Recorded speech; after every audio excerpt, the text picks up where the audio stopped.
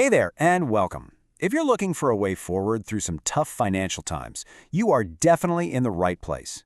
Today, we're going to pull back the curtain on all the paperwork that's needed to get a financial fresh start in Canada.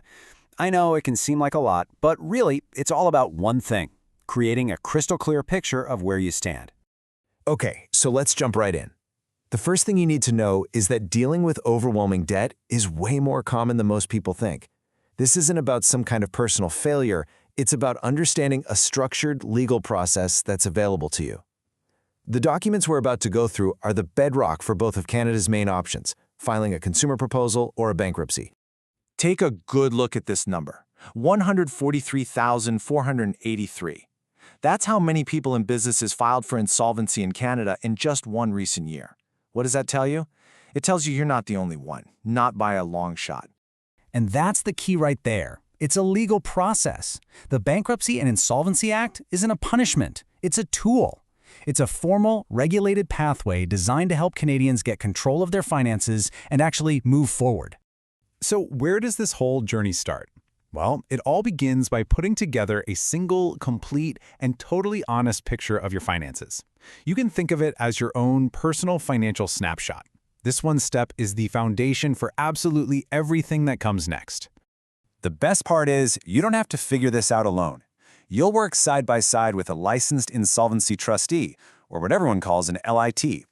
This is a federally regulated pro, and their job is to be your guide. Sort of like a neutral referee who makes sure all the rules are followed and the process is fair for everyone. And the main tool your LIT uses to build that financial snapshot is a specific document called Form 65. This is the official form for your monthly income and expenses. It doesn't just include you, it covers your whole family unit. Honestly, this one form is the cornerstone of the entire thing. Okay, now this is where things get really interesting because the law is very specific about what goes on that form. Getting the details of your income and expenses exactly right is so important, so let's break down what the government actually looks at. You know, when we think of income, we usually just think of our paycheck, right?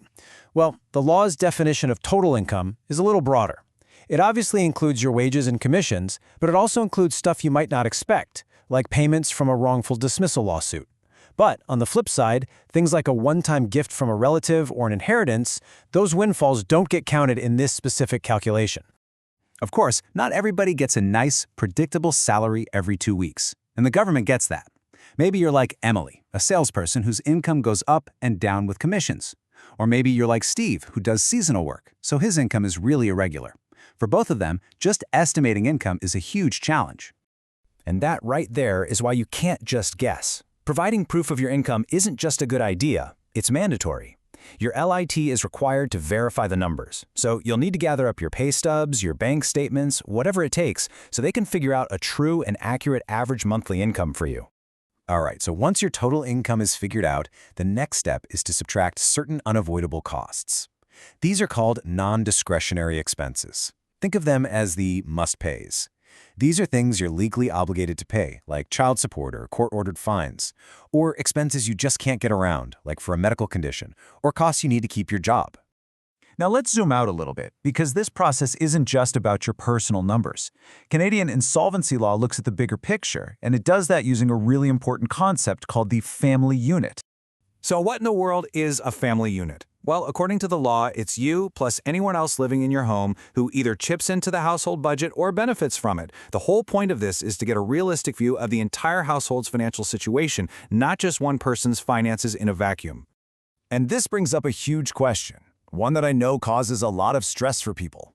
What on earth happens if your spouse or partner just refuses to share their financial info? It's a really common worry, and it's a tough spot to be in.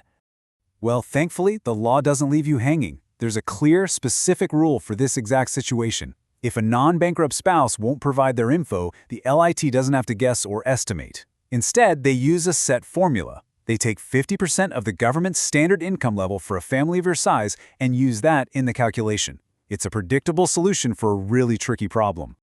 Okay, so we've talked about income, we've documented expenses, we've defined the family unit.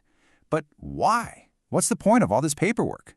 Let's finally connect all the dots. It all comes down to calculating one very important thing: surplus income. This is the whole ballgame. Surplus income is officially defined as the part of your income that's more than what the government decides is needed for a reasonable standard of living in Canada. And the math to figure it out is actually pretty straightforward. Here's how it works. First, your LAT calculates your family's available monthly income. That's your total income minus those non-discretionary expenses. Then, they subtract a specific government number called the superintendent's standard. If there's money left over after that, that's your surplus. And from that surplus, you're required to pay a certain portion. And that superintendent standard I just mentioned, it's not some secret number they pull out of a hat. It's totally public, and it gets updated every year.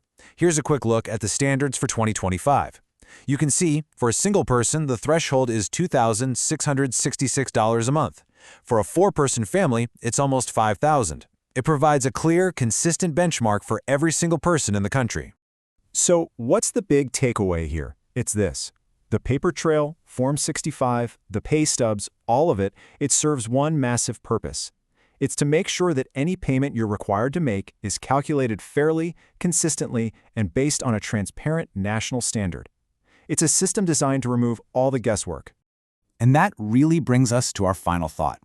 Going through this process of gathering documents isn't just about checking boxes for a legal proceeding. It's your chance to create the most honest and clear financial snapshot you've ever had. And that clarity, well, that's the real first step toward a fresh start. So I'll leave you with this. What would your snapshot tell you?